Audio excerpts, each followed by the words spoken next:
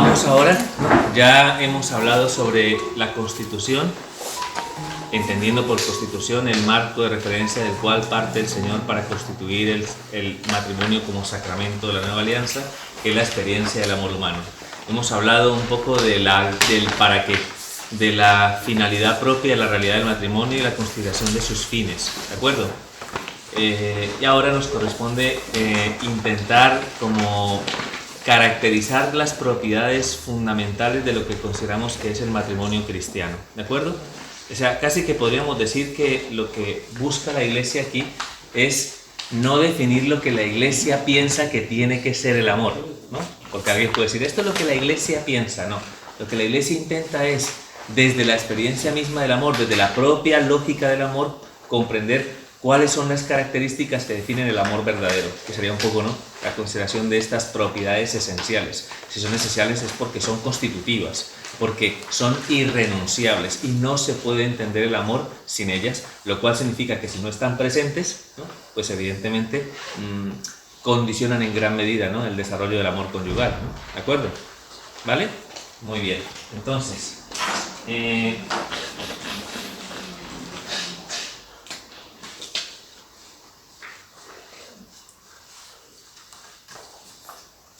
esa es la primera, ¿de acuerdo?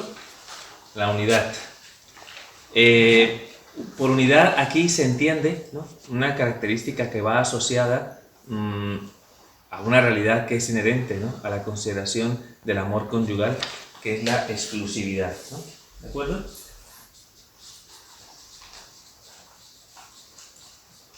Perfecto.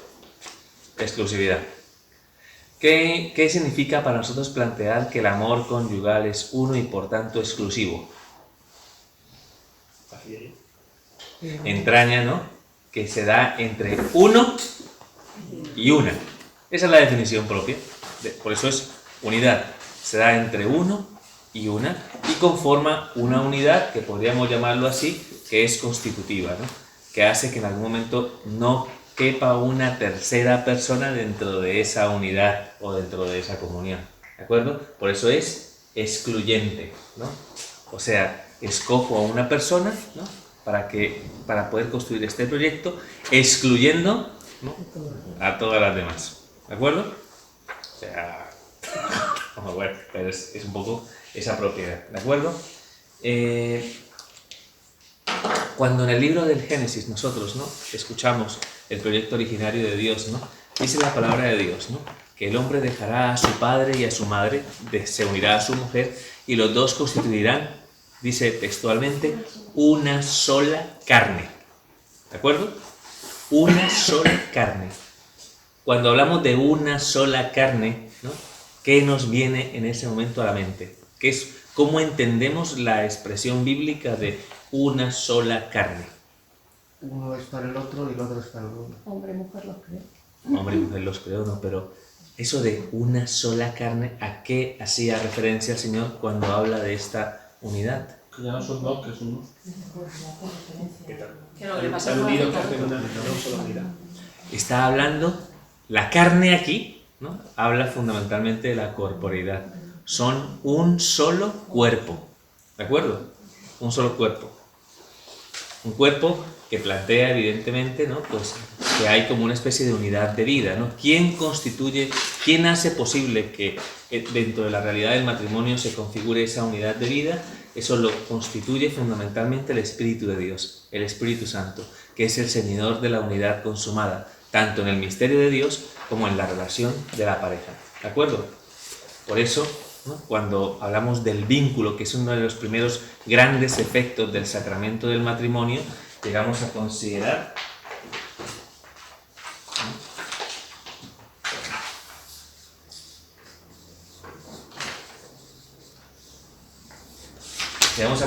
bueno, un poco dibujo básico, debemos a considerar que conformamos una unidad o comunión, ¿no?, repito, sellada en razón de la presencia del Espíritu, ¿de acuerdo? Que es lo que hace que en algún momento consideremos que aquí haya, digámoslo así, como una especie de jardín cerrado, ¿no?, de algún modo, en el cual, ¿no?, pues planteamos, primero que todo, el salir, ¿no? Evidentemente de la situación en la que estábamos insertados, que es la realidad de nuestra propia familia, ¿de acuerdo? Para dar paso a la constitución de un nuevo núcleo, de una nueva realidad, ¿no? Que podríamos definir como una unidad dual, una unidad que está conformada por dos personas, ¿de acuerdo?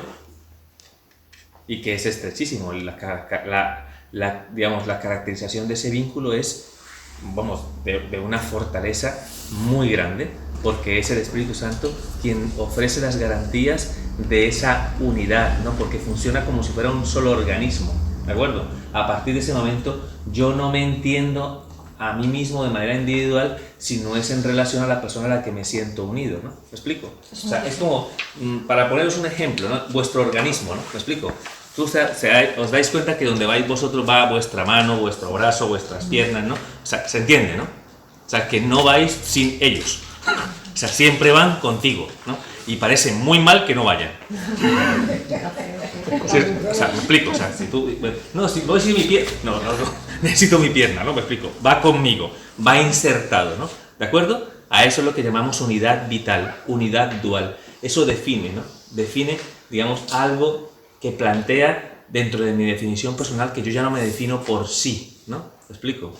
Yo ya no sería, ya no me podría considerar desde mi individualidad, ¿no? Siempre y en cada momento tendría que considerar la dimensión dual. Esto tiene consecuencias, ¿eh? Porque entonces yo ya no vivo para mí mismo, ¿no? Sino que vivo realmente, ¿no? En consideración a la persona que se mantiene unida a mí. Hombre, esto no quiere decir que vayan ambos al servicio al mismo tiempo, evidentemente, ¿no? Estamos hablando de un marco interior, de un marco de definición, de un marco esencial. Yo no sé si me han entendido, pero es que sois un organismo vivo, en razón de la gracia y el don del Espíritu, una sola carne.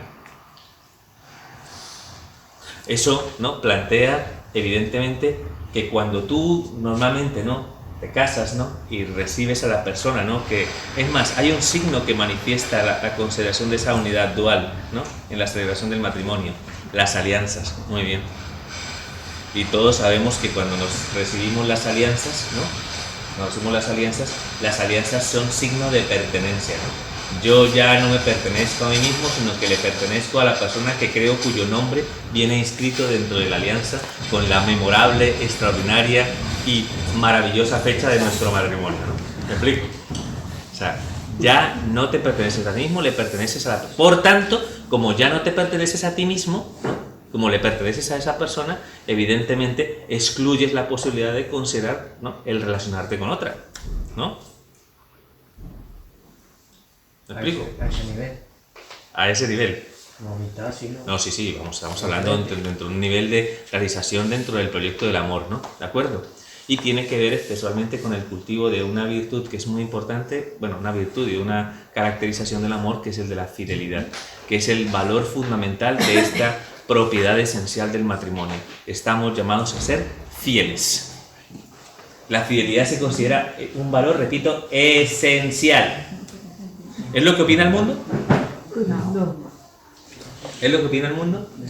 O sea, el mundo que nos rodea considera que la persona que es fiel, ¿no? Que la persona que mantiene en su corazón la firme determinación de estar con la persona a la que se ha entregado, esa persona ¿es guay? ¿O es un pringao? Que no aprovecha las oportunidades que tiene. ¿De acuerdo? No es tan fácil que nosotros, es más, yo creo que hoy en día es muy común que parece que, digamos, sea plausible que en algún momento alguien que llega, oye, fíjate tú que estuve en una... ¡Oh, de verdad, tío, qué bien!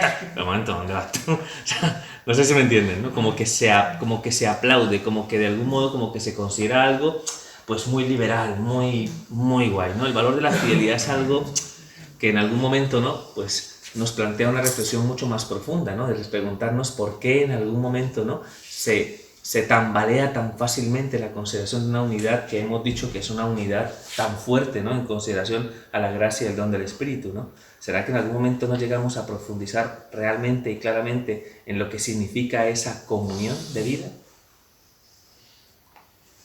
¿Me entendéis la reflexión? ¿De acuerdo? Entonces, pues... evidentemente, ¿no? Pues cuando hacemos una relación, ¿no? Planteamos que todo lo que es opuesto a esa realidad, ¿no? Tiene que ver fundamentalmente con esta palabra, el adulterio, ¿no? Que es lo contrario a la fidelidad, a la unidad y a la unidad o exclusividad propia del amor conyugal. ¿De acuerdo? Entonces, todos aquí podríamos decir, menos mal que yo no, pero tenemos que profundizar un poco porque ya sabéis que en la palabra de Dios el adulterio no solamente se considera en razón de la acción en sí misma, ¿no? De estar con otra persona, sino que implica, ¿no? Un ejercicio de toma de conciencia donde entra también la mente y el corazón. ¿De acuerdo? Y ahí tenemos que, ¿no? Plantearnos que todo lo que hemos trabajado ya, ¿no? Dentro de la consideración del conocimiento mutuo, de esto, nos previene de caer en la fácil tentación de desahogarnos más allá de las fronteras de este huerto cerrado, ¿no? Que es nuestro amor conyugal, ¿no? ¿De acuerdo? Porque eventualmente no creo que sea tan frecuente, ¿no? Que alguien te llame por teléfono y te diga, oye, ¿quieres ser adúltero? ¿No? ¿No explico? No, pues habrá seguramente algún caso, ¿no? En el que se manifieste de manera clara y contundente esa realidad, pero normalmente es una circunstancia que no nos visita, no da la cara tan frontalmente, ¿de acuerdo? Cuando hablábamos esta mañana, ¿no? De las diversas circunstancias que pueden generar grietas, ¿no? Que pueden generar, ¿no? En algún momento, ¿no? Cierto debilitamiento dentro de lo que es la concepción del amor conyugal, os decía que era importante mantener una comunicación mutua, porque nosotros necesitamos en algún momento, digamos, como proyectar un poco la realidad que vivimos dentro de nuestro corazón. No podemos quedarnos con eso ahí metido por dentro, ¿no? ¿De acuerdo? Entonces, fácilmente cuando perdemos la capacidad de establecer esa comunicación a nivel de pareja, podemos en algún momento exponernos según las circunstancias y la consideración de lo que cada uno de nosotros somos en virtud de la propia fragilidad que está inherente en nuestra naturaleza. ¿De acuerdo? ¿Eso qué quiere decir? Que considero, sin que sea tópico, considero que normalmente tenemos que cuidarnos o establecer una vigilancia en los sentidos en los que normalmente somos más vulnerables. ¿De acuerdo? Por ejemplo, ¿no? Nosotros yo creo que como hombres yo creo que tenemos que, digamos, trabajar especialmente el sentido de la vista, ¿no? Porque al ser más físicos somos más visuales, ¿no? A la hora de plantearnos, ¿no? La relación con el mundo que nos rodea, ¿no? ¿De acuerdo? Aunque de alguna manera no es que para una mujer no exista también esa dimensión visual, porque también existe, y es así, tal cual, yo creo que vosotras lo podéis reconocer. También es importante aceptar que es mucho más consecuente que la vulnerabilidad de una mujer venga más por el oído que por la vista. ¿Me explico? ¿De acuerdo? Entonces, dentro de los ámbitos de desahogo y dentro de los ámbitos donde normalmente nos desenvolvemos, cada uno tiene que establecer un criterio de vigilancia y de atención acerca del sentido en el que se siente más vulnerable. ¿De acuerdo? Entonces, o sea, no sé, alguien puede pensar, bueno, es que los hombres somos así y miramos, ¿no? Que es normal, ¿no? Pues, hombre, es normal que las cosas capten capten nuestra atención, el hecho de, sobre todo y especialmente porque no estamos en una sociedad, digamos, demasiado pudorosa, o sea, quiere decir que normalmente nos vamos a encontrar, pues, con mucha carne visible, ¿no? Entonces, no, pues, es normal que en algún momento, vamos a decirlo muy entre comillas, que en algún momento capte eso nuestra atención, pero no tiene que captarte la atención tanto tiempo seguido, o sea, ¿me explico? O sea, que no tienes por qué quedarte enganchado a eso que te ha captado visualmente. De hecho, porque no sé si te das cuenta que esa realidad por sí misma provoca evidentemente un sufrimiento en la persona que va contigo de la mano, ¿no? ¿Me explico? Y que se está dando cuenta que tú pareces un ventilador, ¿no? Por las calles, ¿no? ¿Me explico? O sea, que vas haciendo el barrido general de todo lo que se mueve, ¿no? ¿Me entendéis esto, no? Entonces, ¿ah? Sí, exactamente. Entonces, no, aunque de algún modo entendemos, y es importante llegar a comprender que lo más probable es que capte nuestra atención ese objeto que se convierte en objeto de deseo, tenemos que trabajar siempre para, ¿no?, para quitar la mirada, para intentar mirar hacia otra parte, para intentar de algún modo, ¿no?, como no generar, digamos, que eso desarrolle en nuestro pensamiento una mirada mucho más concupiscente o mucho más sensual, desconectada de la realidad del amor, como lo decíamos esta mañana, con lo cual diríamos que favorecería el crecimiento de la lujuria, ¿no?, en nosotros, ¿no? Por eso es tan nociva la pornografía. Por eso es tan nocivo que no recuerdo mucho a alguna persona que me decía, bueno, porque se hablaba conmigo acerca de una costumbre que tenía de ir con unos amigos a un burdel, creo que dice aquí puticlub, si no estoy mal, bueno, en fin. Bueno, y dice, padre, pero yo no hago nada. Yo sí, bueno, bueno, pero ¿qué haces ahí? ¿Rezas el rosario? Pues no te imagino, pues por estas chicas, Padre Nuestro, pues no, me imagino que ante esa realidad deleitas la vista, ¿no? Y ante todo ese derroche, me imagino que de sensualidad, pues evidentemente tu lujuria se desarrolla. ¿Y qué es lo que pasa? Que te hace más vulnerable y te hace mucho más débil dentro de la consideración del cuidado y la protección que exige la virtud, de que llamaríamos aquí virtud ordenadora de la castidad, ¿no?, frente a lo que es el impulso de la lujuria, ¿de acuerdo?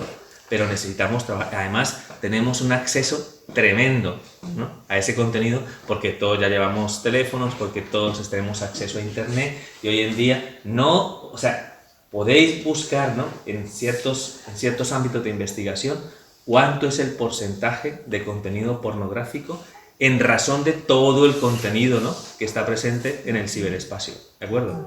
Y es abrumador,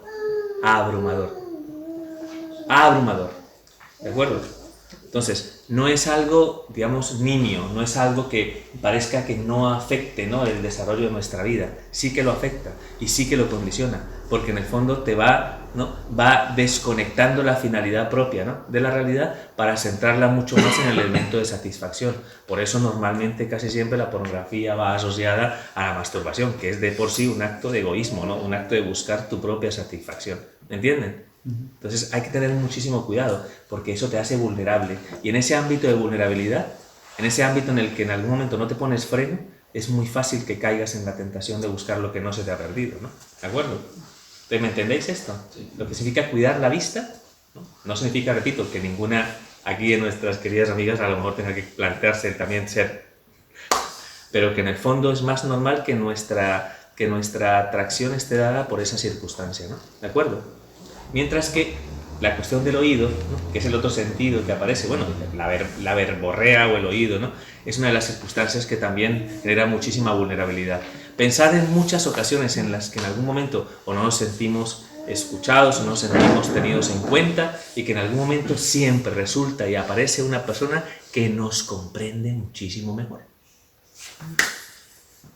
Y es más, que tiene, ¿no?, el detalle de hacernos ver, oye, es que no sé cómo tu marido no se da cuenta, ¿no?, lo fantástica que eres, ¿eh? Y lo maravillosa que eres, ¿no? O sea, es más, te intenta ayudar, ¿no?, a darte cuenta que tu marido no te presta atención, ¿no? Con lo cual es fácil que toda la atención de nuestro corazón, que es lo que pasa normalmente cuando se da esta irrupción dentro de nuestro corazón, genere una polarización distinta. ¿Qué significa, no?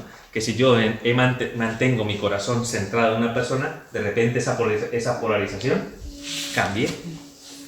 Y sin que tú de alguna manera te des cuenta, ya en tu pensamiento, en tu corazón aparece la otra persona, ¿no? Es más, tu imaginación puede provocar, ¿no?, dentro de tu realidad y dentro de tu cabeza, ¿no?, el actualizar la realidad de esa persona mientras estás con tu marido o con tu esposa. ¿Me entendéis esto? Es una lucha, ¿no?, permanente, porque en el fondo, ¿no?, esto es como, parece que cuando yo ya asumo, ¿no?, el compromiso y la responsabilidad de cerrar el cerco, ¿no?, parece que desde fuera, en algún momento, alguien te plantea, ¿no?, o es el enemigo, evidentemente, que es el tentador, que te plantea, ¿no?, pero os habéis dejado todo esto fuera. Y puede llegar a ser atrayente. Es más, es engañoso en la consideración siempre del enfrentar el reto del compromiso sabiendo que ese reto de compromiso va a generar un proceso de purificación interior y donde tú, ¿no?, cuando te encuentres con las limitaciones y con los defectos y con todo lo demás de tu marido o de tu esposa, pues vas a intentar darte cuenta que en algún momento se va a señalar, mira, este no es así, o esta no es así. No sé si me entienden. Pero tienen otras cosas que es lo que tú no te ves, lo que tú no estás viendo, ¿no? O sea que no puedes evitar, ¿no? Y es lo que le pasa muchas veces a las personas que en algún momento se dejan atrapar por esta circunstancia, y es que se van a encontrar la misma realidad, solo que puesta o configurada en otra persona. ¿Me entendéis esto? O sea que es engañoso, muy engañoso. Por eso hay que proteger y cuidar en gran medida, ¿no?, el valor de la fidelidad y del compromiso. O sea que hay que trabajar día tras día, para impedir que esas circunstancias en algún momento condicionen, ¿no?, el valor de la fidelidad, porque es un valor esencial. Y lo hemos dicho el día de nuestra boda, ¿de acuerdo? Es el libro maravilloso, ¿no?, que acompañó la celebración de nuestra boda, ¿no?, en el escrutinio, ¿no?, que hacíamos. Recuerdan que yo les hablaba esta mañana de una primera pregunta, ¿no?, que versaba sobre la libertad en la realidad del amor, ¿se acuerdan? Que si venís a contraer matrimonio sin ser coaccionados libre y voluntariamente, pues os hicieron la siguiente pregunta el día de vuestra boda. ¿Estáis decididos a amaros y respetaros mutuamente, siguiendo el modo de vida propio del matrimonio? O sea, amaros y respetaros mutuamente. ¿En qué estriba la dimensión del respeto del amor? ¿Cómo respeto yo el amor de la persona que se ha entregado a mí? Siendo fiel. O sea que la fidelidad es un valor. No podemos de alguna manera considerar de ninguna manera o justificar de ninguna manera que exista, ¿no?, la irrupción, ¿no?, de una tercera persona dentro de la realidad de nuestro matrimonio. ¿Me explico? ¿Entendéis esto? Hay una crisis tremenda en la familia, cada vez más. Yo soy maestra, cada vez tengo más alumnos de padres separados. Voy aumentando, pero vamos. Ya. Bueno, ¿qué pasa, no? Que toda la irrupción, ¿no?, de la falta de maduración en la comprensión de lo que es la realidad del matrimonio, que provoca evidentemente ruptura, genera evidentemente la necesidad de llenar vacíos. ¿Me explico? Y en la necesidad de llenar vacíos caemos, ¿no?, muchas veces en la tentación de intentar, ¿no?, como satisfacer una necesidad sin considerar la finalidad propia, ¿no?, de lo que es la realidad del amor. Estamos inmersos en una sociedad muy difícil a ese nivel, que lo sepáis. O sea, que es compleja. Y que entre más determinación tengamos, entre más compromiso de fidelidad tengamos, lo normal es que más pruebas vengan sobre nosotros, ¿no? ¿Me explico? Por el sentido del signo y por el sentido del valor que entraña, ¿no?, para el matrimonio cristiano, asumir la responsabilidad de ser signo de fidelidad en medio del desorden de este mundo, ¿no? ¿De acuerdo? ¿Les molesta el sol? Sí, deslumbra.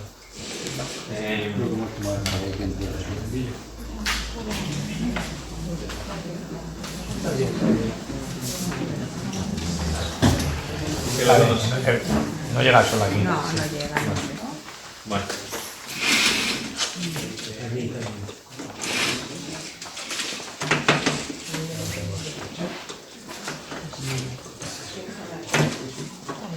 Muy bien.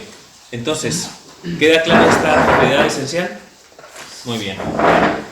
Casi que consecuentemente con la propiedad esencial de la unidad, se nos plantea también la otra definición, ¿de acuerdo? Que es la indisolubilidad.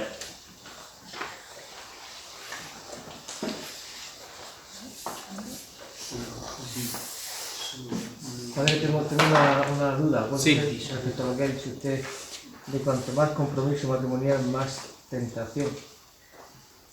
¿Por qué?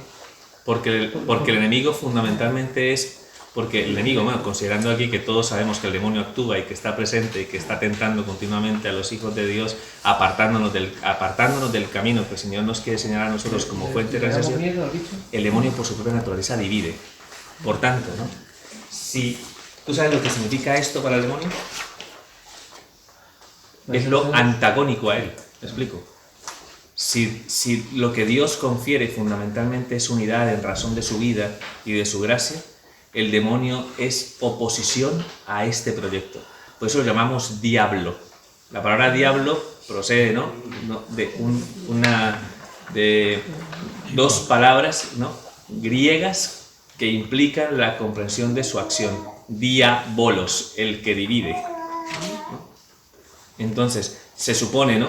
Se supone que el enemigo no nos pone fácil que nosotros seamos signo visible de la presencia del don y de la vida de Dios en medio de este mundo, con lo cual favorecería enormemente que en algún momento esta realidad se rompiera. ¿De acuerdo? Por lo tanto, contrariamente, yo puedo sentirme feliz y agraciado que cuanto más tentaciones es que estoy mejor en mi matrimonio.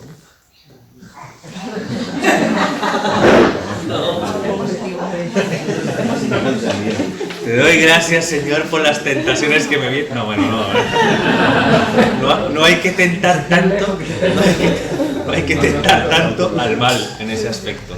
Se entiende que, repito, la determinación de la fidelidad y el compromiso dentro de mi amor conyugal entraña siempre un combate con el mal, ¿no? Pero no es que en algún momento, digamos, yo me sienta agraciado por esa circunstancia, ¿no? Me explico, todo lo contrario, eso implica una mayor vigilancia y por tanto un mayor proceso de purificación en mí, porque tengo que estar luchando continuamente con esa espina que está clavada en mi carne, como dice San Pablo, ¿no? ¿Me entiendes? Porque en el fondo todos aquí tendemos hacia la concupiscencia. ¿Me explico? O sea, que todos nos llama la atención, ¿no?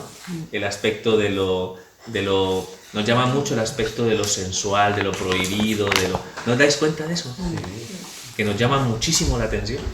Yo no digo que lo pongáis siempre, que ojalá que no, pero nos llama mucho la atención. Es como un gusanillo que está siempre ahí. ¿Y por qué no?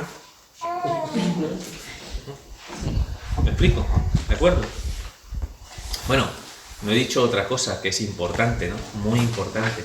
Y es que a veces a nosotros nos preguntan, ¿no? Nos hacen una pregunta, que esto no lo he trabajado dentro de lo que es la consideración de todo lo que encierra, ¿no? Los atentados contra la propiedad esencial de la unidad matrimonial, ¿no? ¿De acuerdo?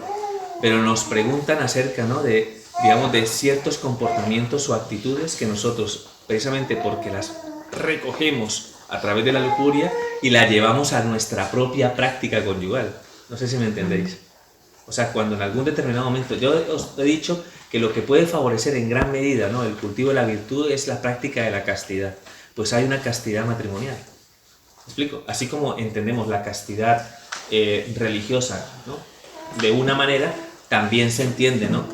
El ordenamiento del amor conyugal a través de la virtud de una castidad que llamaríamos matrimonial. ¿Alguien sabe en qué consiste la castidad matrimonial? En no buscar en el acto sexual, no buscar el egoísmo mismo de uno mismo, ¿no? El placer de uno mismo. El no llegar a considerar el acto conyugal en sí mismo, que es, os he dicho que es sagrado a los ojos de Dios, que Dios se hace presente en ese momento. No convertir, ¿no? ese acto conyugal en un lugar donde lo que buscas es fundamentalmente la satisfacción de tu propia búsqueda de placer, ¿no? ¿De acuerdo? Entonces hay ciertas actitudes o ciertos comportamientos que llevamos a nuestra vida conyugal que lo que intentan es potenciar la lujuria, ¿no? ¿Entiendes? Y la sensualidad. Y nos dejamos atrapar fácilmente por esa circunstancia. Hace algún tiempo un sacerdote polaco, Padre Knox, creo que es capuchino, si no estoy mal, ¿no?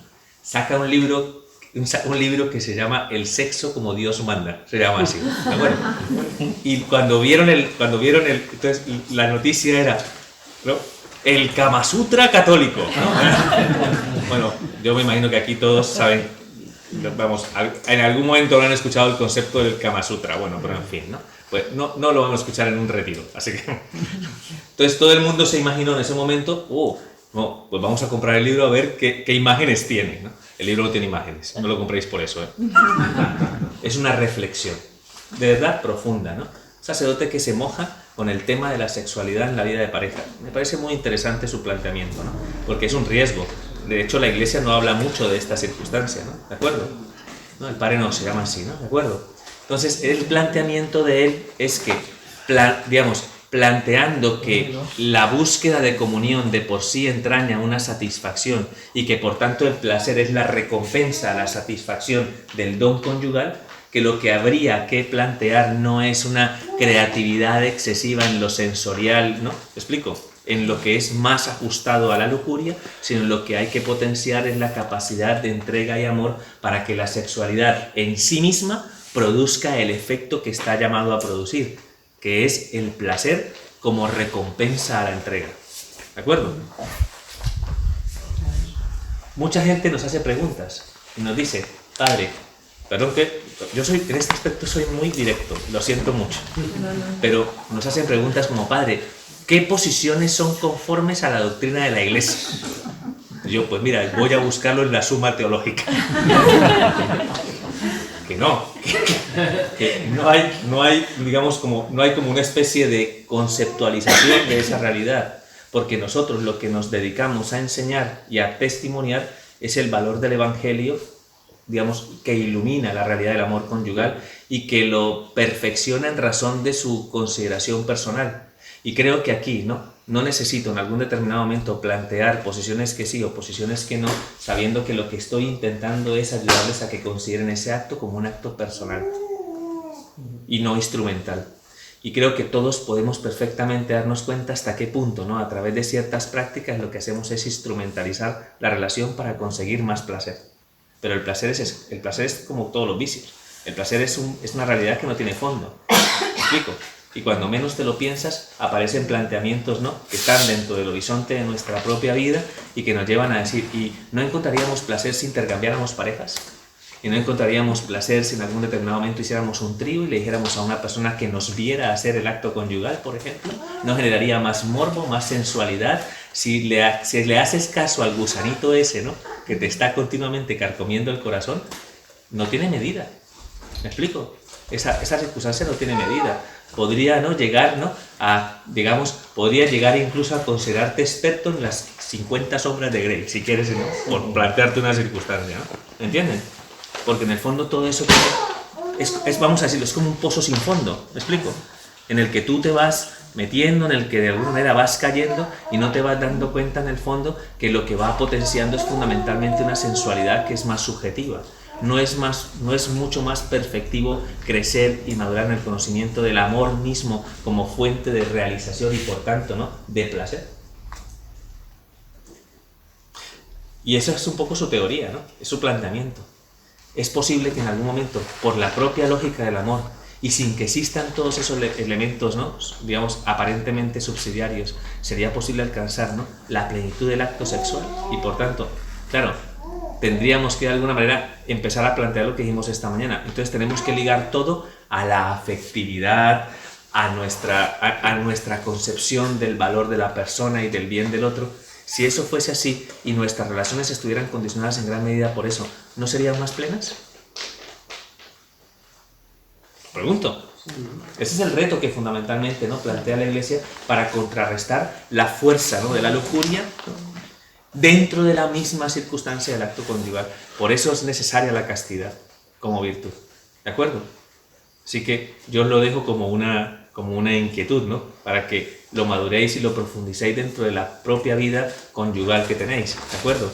Porque es mucho más consecuente, no sé, pensadlo, ¿no? Si en algún momento, ¿no?, pues si la relación está enriquecida de un clima afectivo adecuado, ¿no? ¿Me explico? Si es de alguna manera consecuente con la sensibilidad que produce, ¿no?, lo que realmente busca el otro, ¿no?, el que está conmigo, ¿no?, que es recibir mi amor, que es sentirse protegido, amado, querido. Si de algún modo no se toma como un acto en sí, ¿no?, como algo más dentro de la estructura vital, ¿no?, a lo mejor puede ser que esa circunstancia nos ayude a ser más plenos y que no sintamos como una especie de sensación de vacío que tengamos que llenar fuera de nuestra realidad de pareja. Ahora, como lo potencies dentro de la sensualidad y la lujuria, o sea, el mundo te termina ganando ¿cómo se termina? ¿Cómo se dice? No, lo de la tostada, ¿cómo se dice? Comiendo la tostada. Termina comiendo la tostada, ¿me explico? Y tú no te das cuenta, porque estás envuelto en una realidad en la que tiene mucha más fuerza que tú. Y además porque no es una cuestión que simple y llanamente venga desde fuera, es que el enemigo duerme contigo. Había un sabio hindú que decía, el amor lleva al sexo, el sexo no lleva al amor. Muy bien, bueno, podríamos decir que en ese aspecto tiene razón el sabio chino hindú, el que sea. Bueno, ¿me han entendido entonces esto? Pues proteger mucho, ¿no?, el valor de lo que es el amor conyugal como fuente de fidelidad y de compromiso. A nosotros, por ejemplo, se nos dice mucho esa realidad, ¿no?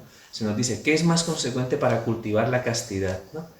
Los elementos de contención, o sea, los elementos de negación, o los elementos más constructivos, los que más te vinculan el corazón. ¿Qué es más consecuente para mí? No ver, no hacer, o realmente dedicar tiempo a mi relación con Dios. No sé si me entienden, ¿no? O sea, incluso dentro del cultivo de la castidad religiosa también se plantea esa exigencia, ¿no? El decir, oye, ¿qué es lo que realmente sostiene el valor de la fidelidad y de la castidad? ¿La negación de las posibles tentaciones que te llegan o la afirmación del amor que quiere colmar y llenar tu corazón? Pensadlo, ¿de acuerdo? Que Dios es el que da la fuerza. ¿Cómo? Que es Dios el que da la fuerza para... Bueno, sí, aquí acordemos que si es virtud, ¿qué significa?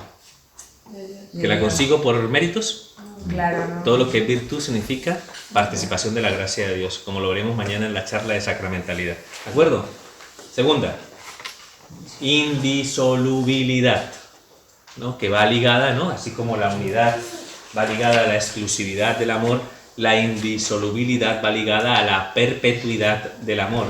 En su propia naturaleza, el amor siempre nace para no acabarse, siempre. Y abarca la totalidad, ¿no?, de nuestro tiempo, ¿no? O sea, de la consideración de nuestro tiempo. Porque el amor es lo más eterno que experimentamos en nuestra vida terrena, por si no os habéis dado cuenta. Bueno, sí, Padre, si me está haciendo eterno. No en ese sentido, sino que se nos habla a través de esa experiencia, se nos está hablando de la vida de Dios, que es amor. ¿Me explico? Porque el misterio de Dios en su esencia es un misterio, digamos, eterno e inmutable de vida y amor, ¿no?, que quiere de alguna manera llevarnos a nosotros a experimentarlo y a vivirlo en nuestra relación de amor de pareja. ¿De acuerdo? Muy bien. ¿Por qué es indisoluble el matrimonio? ¿Ya? El matrimonio es indisoluble fundamentalmente por quien lo liga, ¿no? Y porque hemos dicho que al ligarlo, ¿qué formaba? Una unidad, un organismo, una sola carne. Entonces, ¿puede un miembro sobrevivir separado de su cuerpo? No. Es una pregunta que se hace San Pablo, ¿no? ¿Puede la cabeza estar separada del cuerpo y tener vida? No. No. Si se separan esos dos miembros, ¿qué pasa? ¿Me explico? No puede haber vida, ¿no? ¿Ok? Como el Espíritu Santo es el que se encarga de sellar, ¿no?, a través de la participación de la vida de Dios, consideramos que ese vínculo, ¿no?, que se conforma a través, ¿no?, de la gracia y el don de Dios, es un vínculo que no se puede separar. ¿Ya? Y volvemos, ¿no?, a utilizar el ritual del matrimonio. El Dios de Abraham, ¿no?, el Dios de Isaac, el Dios de Jacob, el Dios que unió a nuestros primeros padres en el paraíso, confirme este consentimiento mutuo que os habéis manifestado ante la Iglesia y en Cristo os otorgue su copiosa bendición, de forma que lo que Dios ha unido, que no lo separe el hombre. ¿Quién dijo eso? Eso lo dijo Cristo, ¿no?, en el discurso del libelo de repudio, en el capítulo 19 del Evangelio de San Mateo. ¿De acuerdo? Cuando le preguntan a Jesús, ¿es lícito? Pero esta mañana lo mencionamos, ¿es lícito, ¿no?, que dar acta de repudio, ¿no?, a una mujer para poder casarse con otra? ¿No? Y el Señor se posiciona de una manera tajante. O sea, no. En el principio no fue así. Es la respuesta que les da. En el proyecto originario de Dios, cuando el hombre, ¿no?, se unía a su mujer, conformaban una sola carne. ¿De acuerdo? Por eso que es lo contrario, así como decíamos que el adulterio no es contrario a la unidad y a la exclusividad del amor, que sería contrario a la indisolubilidad y a la perpetuidad del amor. Divorcio. El divorcio. ¿De acuerdo? Es contrario. Entonces, alguien puede, ¿no?, en algún momento plantear, ¿no?, lo siguiente. Bueno, padre, o sea, entonces eso significa que si, como se plantea muchísimas veces, ¿no? Como se plantea muchísimas veces, ¿eso significa que de verdad es para siempre? Hasta que la muerte nos separe. Bueno, hasta que la muerte natural nos separe. Por si a alguno se le ha ocurrido la genial idea. Pues si nos vemos en el cielo, ¿no? Pues coincidimos en el cielo. No. Hasta que la muerte nos separe. Ese es otro de los aspectos. Bueno, eso tiene que ver más con el concepto, evidentemente, ¿no? El matrimonio se circunscribe al tiempo, en el sentido de que es escuela de amor para nosotros, preparación para lo que es realmente la verdadera responsabilidad a la que todos estamos llamados, que es a la del Cordero en la gran liturgia celestial, porque la vida del cielo será solo amor, ¿vale? Pero alguien dirá, menos mal, no, porque las relaciones humanas en el cielo, ¿no?, estarán condicionadas y atravesadas por ese amor, lo cual significa que nuestro esposo estará ligado o ligada a nosotros de una manera mucho más perfecta de lo que está ahora, ¿no? O sea que no nos desentendemos de eso. Pero más perfecta, ha dicho. Más perfecta, ¿vale? Entonces, aquí siempre se nos plantea, ¿no?, el hecho de decir, bueno, hemos hablado esta mañana, ¿no?, de situaciones a veces complicadas que plantean, ¿no?, un discernimiento que nos ayuda, ¿no?, a cómo resolver, ¿no?, cuestiones de crisis o de momentos en los que ya aquella promesa en algún momento parece que se desestabiliza, ¿no? Cuando parece que en algún momento queremos como romper y separar esa circunstancia, ¿no? ¿De acuerdo? ¿Cómo actuar? ¿Cuál debe ser nuestro cometido a la hora de luchar por la indisolubilidad del matrimonio?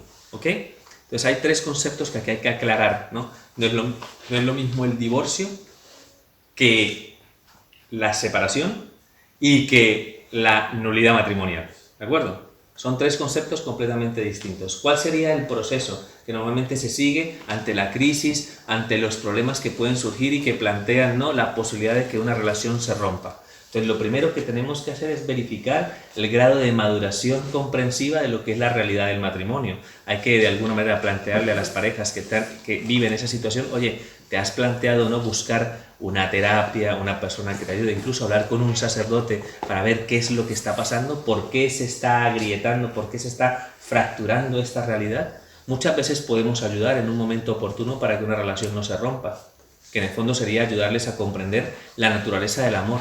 ¿Me explico? Porque hay mucha gente que no lo entiende y que no lo comprende y que se casan por muchísimas razones. Mira, no me acuerdo mucho, lo más desconcertante que yo he vivido como sacerdote era adjunto en un santuario de Castellón que se llama la Virgen de la Cueva Santa.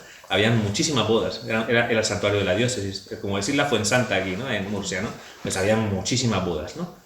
Entonces, me acuerdo, era un tío bastante chulo, ¿no? En plan, se le veía, ¿no?, chulo y tal y pascual. Entonces, yo siempre les preguntaba, así, como yo los conocía ese día, pues no había tenido contacto. Los conocía el día de la boda. Qué peligroso es eso, ¿eh? Pero bueno, los conocía ese día. Entonces le digo al tipo, oye, ¿y tú ya estás listo para casarte? Me dice, o sea, el tipo chulo me dice, sí, porque funcionamos perfectamente en la cama. Y esa es la respuesta que me da. Y yo no le pego un tortazo, porque para qué me meto en problemas, ¿no? Pero fíjate la madurez, ¿no?, y la capacidad de llegar a comprender qué es lo fundamental para considerar que estás preparado para casarte. Y aunque el tipo era chulo, en el sentido de decir, ¿no?, que era muy chulo, en el sentido de decir, hay mucha gente que piensa que esto es lo básico y lo esencial.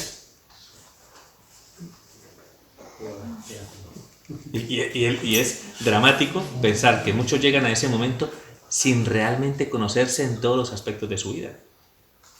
¿Han entendido esto? Entonces, pues muchas veces tenemos que llegar a esa situación e intentar ver hasta qué punto hay, digamos, la posibilidad de restablecer el rumbo, ¿no?, de la comprensión de lo que significa el amor conyugal. ¿Han entendido esto? Muy bien. Ahora, cuando se dan circunstancias más dramáticas y cuando están condicionadas en gran medida por factores que tienen que ver con la realidad de la persona, como les he dicho esta mañana, muchas circunstancias dependen de procesos interiores de las personas, ¿no?, cosas en las cuales están, ¿no?, como deterioradas interiormente, ¿no? A veces necesitamos separar para intervenir. ¿Entienden eso? Que es muy distinto, ¿no? O sea, significa distanciarse para poder, ¿no?, abarcar a esta persona. A veces yo incluso he tenido que sugerirle a una persona, decirle, mira, dile o que busque ayuda o que lo dejas. ¿Me explico? Porque a veces necesitamos llevar las cosas hasta un extremo, ¿no?, hasta un extremo, ¿no?, en el que de algún modo la persona entienda y reaccione, y sepa en algún momento que tiene que trabajar un aspecto de su vida para poder mejorar, para buscar la forma de restaurar la realidad que está agrietada o que está derruida. No sé si me entienden, ¿no? Entonces, eso también a veces puede llegar a ser necesario. La Iglesia puede en algún momento plantearse, ¿no?, una separación más temporal o más permanente con el fin de atender esa circunstancia. Cuando vemos que las realidades ya están tan deterioradas, que ya no existe remedio, ¿no?, porque vemos que constitutivamente ha habido un problema que condiciona el consentimiento, o sea, que lo pone en evidencia, porque hay muchos momentos en los que al estudiar un caso, ¿no?, vemos que ha habido un problema constitutivo, que ya no es un problema de madurez, que ya no es un problema de algo que tenemos que trabajar en el corazón de una persona para que pueda, ¿no?, restablecer su realidad matrimonial, sino que en realidad ha habido una mentira o una falsedad dentro de la consideración del consentimiento. Por ejemplo, os voy a poner ejemplos. Hay personas que se han casado, que han dicho esto y están haciendo lo contrario. ¿Me explico? Como la típica persona, ¿no?, que en algún momento siempre ha pasado. Voy a nombrarles 3 casos, por ejemplo, ¿no?, de una persona que en algún momento, pues, diciendo esto y afirmando, ¿no?, que iba a permanecer fiel, ¿no?, a esa persona durante toda la vida, ya tenía otra relación con otra persona de manera permanente. O sea, se casó teniendo una relación con otra persona, ¿de acuerdo? Por tanto, lo que le expresó a esa persona el día de su boda es mentira, es una falsedad, y esa falsedad provoca que ese consentimiento, ¿cómo esté? Ese consentimiento está viciado, porque hay una negación de su esencia, por tanto ese matrimonio es nulo, ¿de acuerdo?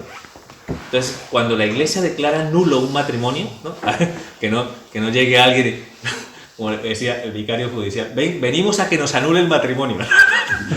Como es que ya no, como no funciona, que no lo anulen, ¿no? O sea, no, es que no es eso, ¿no? Lo que se declara nulo es lo que constituye el sacramento, que es el consentimiento matrimonial. Eso nos lleva a dirigirnos ¿a qué momento? Al día de nuestra boda, para verificar que ese día había un condicionamiento que hacía pensar, ¿no?, o que nos hace pensar y discernir que ese consentimiento está viciado y que por tanto el matrimonio es de por sí, de entrada, nulo, que es lo que normalmente se define a través de un proceso de nulidad matrimonial. ¿De acuerdo? Pero el divorcio, ¿no?, en sí lo consideramos una salida, ¿no?, digamos, sin el concurso de estos elementos de trabajo y de maduración, lo consideraríamos como el camino fácil, ¿no?, como la vía, digamos, de decir, pues tenemos problemas, pues mira, cada quien por su lado y ya está, ¿no? Encima porque en el fondo casi siempre cuando los divorcios se provocan, están siempre provocados ya por otros elementos que están ya condicionando la estabilidad conyugal, ¿no? No sé si me entienden, ¿no? Que la gran mayoría ya están determinados por relaciones extramatrimoniales, ¿ok? Entonces, ¿me entendéis esto? Entonces eso es lo que tiene que ver con la indisolubilidad o perpetuidad del amor. De hecho, cualquiera de nosotros, ¿no?, uno dice, bueno, esto es lo que cree la Iglesia. Dice, no, esto es lo que creemos firmemente que está en la base y en el fundamento del amor humano. De hecho, en Juan Pablo II, que trabajó muchísimo sobre todo con los jóvenes, ¿no?, él trabajó mucho el temas relacionados con sexualidad, con el sentido de la vida, con la vocación al matrimonio, ¿no? Entonces Juan Pablo II llega a plantear la siguiente afirmación: ¿os dais cuenta que los jóvenes, cuando los jóvenes, ¿no?, descubren la experiencia del amor en su verborrea, ¿no?, o sea, en su capacidad de transmitir lo que están sintiendo, están de acuerdo con estas propiedades esenciales? O sea, que aunque de algún modo las verbalicemos sin dimensionar el contenido de lo que decimos, cuando una persona está enamorada y cuando plantea en algún momento, ¿no?, la ilusión, cuando la proyecta en su vida, normalmente expresa estas cosas. Las expresa. ¿Cuál de nosotros en algún determinado momento no le decía a su persona amada, eres la única persona en mi vida? ¿O no? Sí. Eso se lo dice un chico o una chica, le nace, le sale, ¿no?, por su propia naturaleza, expresar el hecho de considerar que es la única persona, la más importante, ¿no? Es que mi vida sin ti no tiene sentido. Es que yo contigo, ¿hasta cuándo quiero estar? Yo contigo quiero estar forever and ever. Always. ¿Cuántos candados no expresan esta idea en puentes? ¿Cuántos corazones en árboles inscritos? ¿No? ¿Me explico? Diciendo esta expresión, que luego, evidentemente, no le damos contenido porque eso lo decimos a otra persona con la mayor, con el mayor sentido de preocupación. Pero lo expresamos. Yo no creo que aquí ninguno, en el momento en el que establece una relación de pareja, sea conforme a una especie de condicionamiento, ¿no? Tanto en el ámbito personal como en el ámbito del tiempo. ¿Me explico? Yo estaré contigo de lunes a viernes porque el fin de semana me voy con mis padres. ¿Qué? ¿Perdón? ¿Sabes? O sea, no. Mira, yo estaré contigo, yo creo que de los 20 a los 40. A los 40 ya podríamos, no sé, cambiar. ¿Estarías conforme? O sea, tu corazón ahí diría, oye, ¿qué propuesta más extraordinaria me está haciendo este tío, ¿no? O esta persona, ¿no? ¿Te explico? ¿Estarías conforme ante eso? La naturaleza misma del amor plantea estas dos exigencias en su propia naturaleza. El amor es total, abarca la totalidad de nuestro ser, cuerpo, alma, proyectos, todo, ¿no? Está condicionado en esa entrega y de algún modo se sella para toda la vida y para siempre. ¿De acuerdo? Entonces, tenemos que estar muy atentos a no dejarnos condicionar por la tentación que nos lleva, ¿no? Porque hoy en día, no sé, porcentaje de divorcios en España. Dramático, porque ya pasó el 50%, lo cual significa que es la mitad de los matrimonios que se celebran, lo cual significa que es muy duro lo que estamos viviendo, muy duro. Eso son bastante complejos, ¿de acuerdo? Tengo sacerdotes amigos, ¿no? O sea, sacerdotes compañeros que están en la circunstancia de decir, ¿casamos a las personas como las estamos casando en este momento? O sea, hay muchos que están dudando de si realmente, ¿no? Estamos haciendo un esfuerzo por considerar que la gente se casa realmente teniendo claro el concepto de lo que es la realidad del sacramento. Fijaos, yo estudio 7 años para considerar el alcance de mi misión sacerdotal. 7 años me estoy preparando para ser sacerdote. ¿Cuánto se prepara un matrimonio para casarse? Un fin de semana. Un fin de semana, ¿no? Teniendo en cuenta que muchas veces venimos con unas grandes lagunas en nuestra formación, tanto a nivel de tradición familiar como en nuestros colegios o como en nuestra cultura, en la que nos rodea. No tenemos herramientas. Por eso muchas veces nos damos cuenta que estos proyectos al final se ven condicionados por la fuerza del mundo, porque no tenemos capacidad de contención ante las grandes tentaciones que nos sobrevienen. ¿De acuerdo? ¿Entendemos esto? Muy bien. Y finalmente,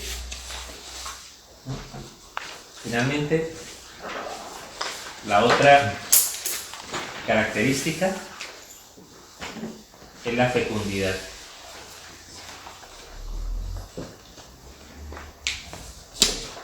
La fecundidad. Por su propia naturaleza, como decíamos en el día de ayer, el amor se abre, ¿no?, a la dimensión de lo fecundo, porque el amor por su propia naturaleza es difusivo. ¿De acuerdo?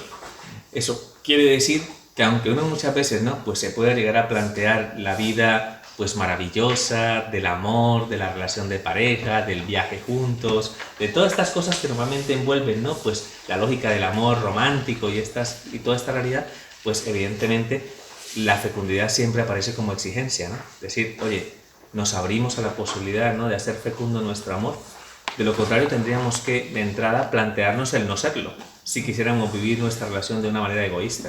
Por tanto, hay quien en algún momento se plantea encerrarse de entrada a la fecundidad del amor conyugal. Y creo que eso es triste, ¿eh? Bastante triste, ¿ya? Otro ejemplo, ¿no?, de los que suelo poner, ¿no?, de las anécdotas que te pasan normalmente en tu vida sacerdotal, ¿no? Estando en Pamplona, le pregunto a una pareja que muy bien, ¿no?, pues muy bien, muy en la iglesia y estas cosas, y les pregunto, oye, ¿y no tenéis hijos? O sea, dice, no tenemos hijos. Yo, bueno, de manera, ¿qué pasa? ¿Hay algún problema de fertilidad? Dice, no, es que pues mientras somos jóvenes y podamos disfrutar, pues disfrutaremos de la vida, ya vendrá el momento de tener los hijos. Y yo, ¿en serio? O sea, qué triste. qué triste llegar a considerar, ¿no?, que los hijos son para ti un impedimento para poder en algún momento disfrutar de tu juventud. O sea que, ¿cuál es la opinión de la gran mayoría? ¿Cuál es el momento adecuado para tener hijos entonces? ¿Ah? ¿Ah? El minuto cero. Como tengo una casa, otra en la playa, el coche y muy trabajo. No sé si me entienden. ¿Cuántos condicionamientos? Y eventualmente, porque los condicionamientos nos llevarían entonces a plantearnos cómo entonces negarnos a la posibilidad de que haya fecundidad en nuestra vida, ¿no? ¿De acuerdo? Yo creo que aquí todos somos plenamente conscientes, ¿no? Bueno, más o menos, ¿no?, de todo lo que la Iglesia enseña acerca del uso de anticonceptivos. Bueno, la cuestión del aborto sí, pues es, vamos, completamente, vamos, clara al ser considerada un absoluto moral, ¿no? O sea, estamos en contra de la lesión de la vida humana, que es vida humana desde el primer instante de su concepción, ¿de acuerdo? Cuando el espermatozoide se une al óvulo, conforman una célula, un organismo completamente distinto del organismo de la madre, con una información genética completamente distinta, en el sentido de decir que es una criatura, ¿no?, desde el primer instante de la concepción, ¿de acuerdo? Eso hace que en algún momento pues no nos vendan la idea de que en algún momento hay el concepto de preembrión y que por tanto hasta que no haya una implantación o anidación del cigoto dentro de las paredes del útero en la mujer, que hasta que no se conforme la espina dorsal y el cerebelo, entonces que hasta ese momento no podríamos hablar de una verdadera persona humana, ¿no? Toda la tergiversación del lenguaje y toda, ¿no?, la incapacidad de descubrir con un mero hecho concreto y, vamos a decir, no católico, ni apostólico, ni romano, sino metafísico y filosófico, que estamos hablando de una vida. Y la persona que llega a decir que yo con mi cuerpo puedo hacer lo que quiera, yo le digo, sí, con tu cuerpo puedes hacer lo que quieras, pero ese cuerpo ya no es tuyo, ¿no? Es un parásito, vale, muy bien, en el buen sentido de la palabra, ¿no? Porque es así, o sea que, bueno, no le llamemos a nuestros hijos parásitos, por Dios, aunque algunos se lo merecen, padre, pero algunos siguen siendo, hasta los 30. pero que en el fondo, o sea, valga la redundancia, en realidad esa criatura está de algún modo en ti, dentro de ti, alimentándose, ¿no?, de ti, pero es un organismo vivo distinto de ti y tú no puedes decidir lo que es la consideración de la vida de esa persona, ¿de acuerdo? Y hay muchos elementos donde nos venden la idea, ¿no?, de que hay circunstancias que son anticonceptivas cuando por su propia naturaleza tienden de alguna manera a ser abortivas, ¿no? ¿Me explico? O sea, recuerdo mucho el caso de una persona padre, cuando hacen exámenes de conciencia, ¿no?, y estas cosas, ¿no?, decía, ¿no?, pues pecados contra el aborto y usar la T, el dispositivo intrauterino. Entonces la señora se vino, ¿no?, padre, ¿y por qué esto es un aborto? Si a mí me dijeron que esto era anticonceptivo. Y yo, a ver, ¿sabes cómo funciona el dispositivo intrauterino? ¿Cuál es la función que cumple el dispositivo intrauterino que se coloca en ti? ¿Sabes? No. Pues claro, eso se llama no informarse, no conocer realmente el alcance de las cosas. Entonces le explico. Normalmente cuando se da el proceso de la fecundación, ¿no?, la fecundación se da más o menos en una tercera parte de las trompas, ¿no? Más o menos, ¿no? Cuando el cigoto empieza a bajar ya, ¿no?, lo que es la conformación de la vida humana, hay un momento en el que llega al útero y se tiene que implantar en las paredes del útero, ¿no? Por eso hay necesidad de que haya un nido en el cual se puedan implantar, que es el endometrio, ¿no? ¿De acuerdo? No estoy hablando en chino, ¿a qué no? No. A ver, que alguien no me ponga así. Que esto me ha pasado en los cursillos prematrimoniales, ¿eh? Que a lo mejor le digo, estoy hablando de esto y hay chicos que son así. Que no tienen ni idea de nada. Pero de nada, ¿saben? De nada, son, vamos, nulos, ¿no? Entonces, pues evidentemente llega el embrión, ese nido, pues se implanta ahí, pues imagínate que no hay fecundación, pues entonces el nido, ¿no? Pues ese nido pues es lo que de algún modo expulsa a la mujer en su regla. Hay unos que no saben esto, son chicos, sobre todo, ¿no? Pues las chicas normalmente pues algo, ¿no? Pero los chicos, nulos, o sea, nulos, ¿no? Y bueno, entonces, si en algún determinado momento el dispositivo intrauterino está, es para que en algún momento ese embrión, en lugar de implantarse en las paredes del útero, se quede, ¿no?, en el dispositivo y por tanto produzca un aborto. Y eso tú no lo sabes, porque no te lo van a explicar de esa manera, ¿entiendes? Lo que está en ti es la concepción de que no vas a quedar embarazada, ¿no? ¿Me explico?